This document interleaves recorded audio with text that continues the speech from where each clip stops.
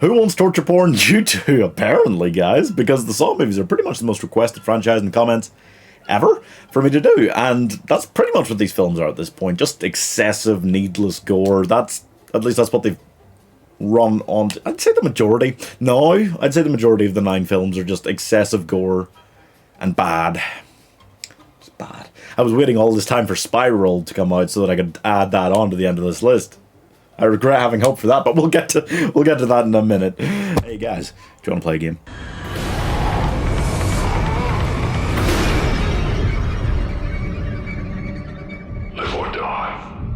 Saw began in 2004 when our Lord and Saviour James Wan decided that he preferred looking at his actors covered in fake blood and missing limbs. This was also his feature directorial debut, and it's a really strange, unique way to introduce yourself to Hollywood. But apart from that, the film is about 2 guys. They wake up, they're trapped in this room, there's no way out, they're chained down to the floor, and the most terrifying disembodied voice in all of cinema asks them if they would like to play a game. Saw doesn't just question how far you're willing to go to survive, but to boot, and this is already a lot for a horror film, it also asks a lot of weird morality questions, which really make you go, whoa, okay, who am I meant to be cheering for? I don't even know at this point, because we're not even really introduced to the Jigsaw Killer yet. But if you love the idea of watching Wesley from The Princess Bride sawing off his own leg, then this film is totally for you. And to be fair, it isn't just a great, memorable style of film that has really produced a lot of other ones like it, not just in this franchise. It's also one of my favourite horror movies ever. It's an actually smart written script, and it's got one of the best twists the genre has ever seen.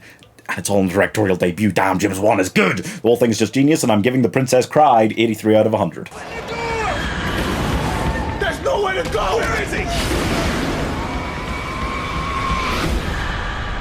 The weird thing about the Saw franchise is that it manages to feel more like a TV show than a set of films. Often the next entry in the franchise will pick up seconds after the last one finished, and if they'd all been written at the same time, or if this was just adapting a series of books, it could have all been genius. As it is, this one picks up a little while after the first one with a detective that's not Mark Wahlberg, and he just has to capture John Kramer and then have a sit-down conversation with him while they watch the detective's son, Amanda, the only person who's ever survived a Kramer trap, and 6 others try to survive in this house full of sneaky tricks. We learn a lot more about Kramer's character in this one. His motivations and his genius are made a lot more clear. Donnie Wahlberg is a bearable lead. I mean, his character's meant to be shit, and he's not the strongest leading man in the world.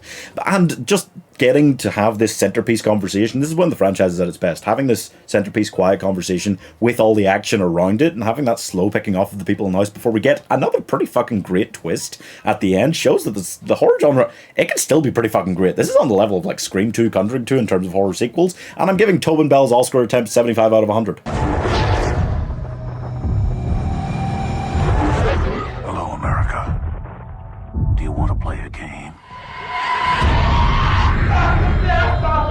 It's kind of boring to just say you Saw 3 took another dip in quality without anything drastic happening, but that's pretty much the case here. Yeah, John Kramer's unfortunate cancer diagnosis takes center stage this time, and he's quite literally on his deathbed, while his protege Amanda has kidnapped this doctor and strapped a shotgun shell bullet necklace to her, so that she is forced to keep Kramer alive or she'll die too, while one final game is being played out. The game is being played by Jeff, whose son was killed in a drunk driving car accident, and there are 3 people trapped in Jigsaw traps who he has to choose to help or not, but they were involved in the accident, so will he help them? He'll try, but he'll just fail, and that's kind of just depressing. And outside, Jigsaw is just kind of having another conversation like in the last film, but a lot more spluttering and dying going on, so that's nice. And the whole thing, it just, at this point, it was still good enough that this could have rounded out a trilogy quite well if they just left it alone at this point. Of course, you can see how much of the video's left. They obviously didn't. But it does. It's fine. And it questions the ideals of Jigsaw a lot more this time around, because Amanda is just going a little off the rails. So that was quite nice. It was quite a nice...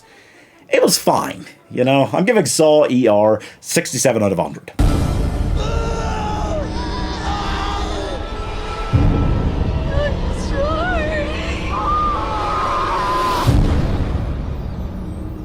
This is the point at which I begin to hate them. I hate them for doing it, I hate them for doing it badly, I hate them for the traps being contrived, and I hate them for them being needlessly gore-pornorific, and I hate them because it's all just plain dumb. Basically, Kramer's dead, and therefore Donnie Wahlberg's character, we'll pretend that we always knew he was still alive.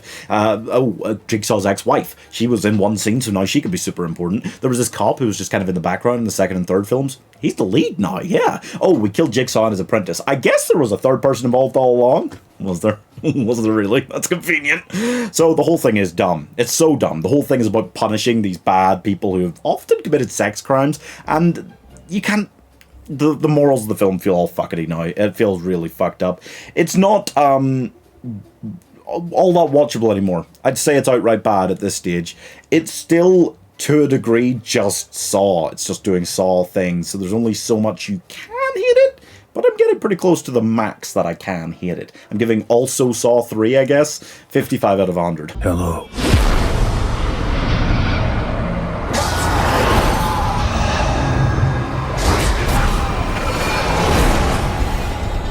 Saw 5. Oh boy, look, there's something to be said here for... No. Look, okay. It's got Mark Hoffman, who is Jigsaw's first apprentice. We always knew he was the first apprentice, right? Of course we knew that, totally. And he's just pitted against Stram, who's the only cop left after the shenanigans of 3 and 4 that we even vaguely know. And Hoffman is just trying to free him, Stram, as Jigsaw's apprentice, while running another Jigsaw game. Yeah, when did they have time to set that up? It doesn't fucking matter. Should take one man weeks. Basically, this should be better than Saw 4, but there's one thing you have to take into account, and that is my deep and abiding hatred of Mark Hoffman as a character. I can't stand him. I hate him. He doesn't have any of the gravitas of Jigsaw. He's not as good a character. He's not an interesting character, even vaguely. He's just this... He's got resting bitch face for a guy, and he's just kind of walking about going, the whole time. No harm to Costas Mandalore. He couldn't lead a franchise like this, and nobody else could. If they were going to keep it running this long, they needed Jigsaw to go into remission, man. No, that would have sucked as well. I'm giving Saw an Order 53 out of 100. If it's Halloween,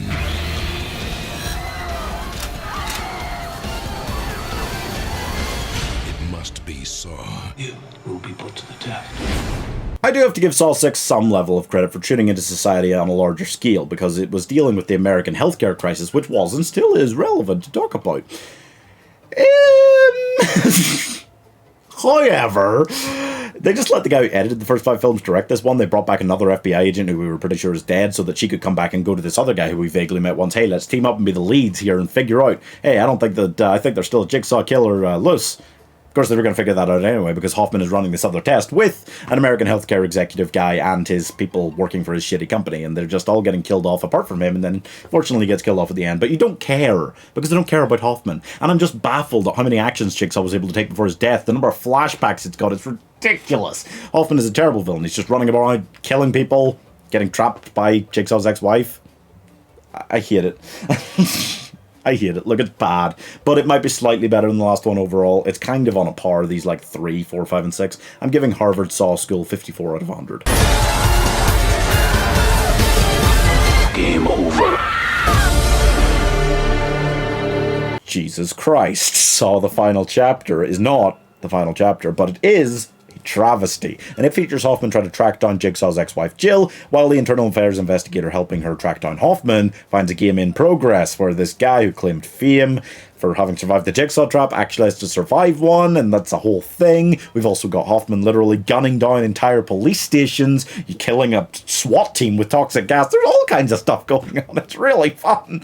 And then the ending, which can only be described as the writers having gone, aha, we remembered another character in the franchise who isn't definitely dead, and we can have him also have this huge history with Jigsaw, because he has about 5 minutes left in John Kramer's entire life that we haven't documented with flashbacks in the last 4 movies, trying to keep him a part of the franchise. So we may as well just say, actually, he was Jigsaw's first disciple. Ooh, triple mega jabitaji, and then just have him kill off Hoffman. And ironically, I would have been okay with them continuing the franchise at this point, because you gotta love Cary Elwes as a villain more than I ever loved Hoffman, but they came into it too late and fucked it all up, and the franchise is dead, so I'm giving I Wish I Hadn't Saw It 44 out of 100.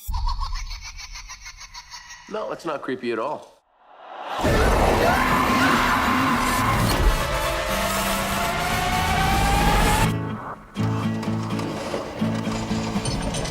Just do a prequel. We knew this whole time that in Saw, that trap, that wasn't Kramer's first. So why not just do a prequel and avoid so much Hoffman? Doesn't matter. And you wanted to keep him around. You kept him around all these films, Tobin Bell, to do Jigsaw flashbacks. Why not just do a prequel? So Jigsaw is about this trap, and there's these 5 shitty people in it, and they're getting picked off. And it's really weird, because these detectives, they're finding all these bodies going on. But that's 10 years after Jigsaw's death, and it turns out there's these 2 pathologists, these 2 cops, and one of them is behind it because they're the only characters and they're all suspicious of each other, so you know one of them's behind it. and you exactly know which one. It's really easy. It doesn't matter. And basically, we just see at the end, when these two shitty people get to the end of the trap, that, oh, Jigsaw's alive, and these people are just recreating the trap 10 years later in the same building. I fucking hate this franchise. But it's not good. It's not good. But I'm giving Saw, the final chapter, 57 out of 100.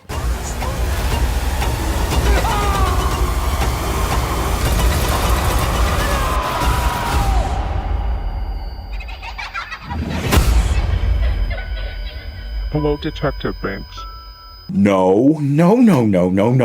Chris Rock can't just do this to me. I was done my watch through of this franchise. I'd finished it, this shitty ass franchise. And then, as I was about to make my ranking video, I found out, oh, Chris Rock and Samuel Jackson have got a copycat. It's just a copycat. It's not related in any way.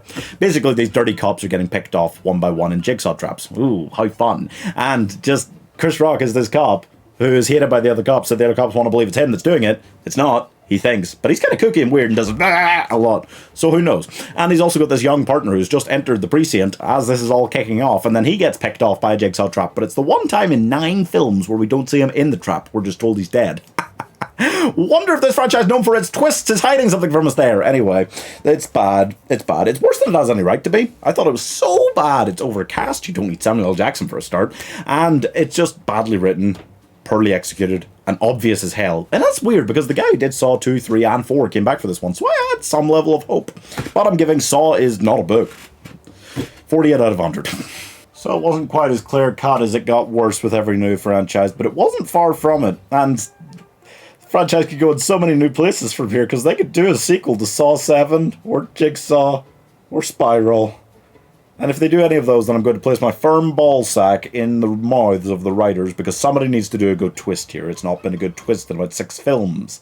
Subscribe.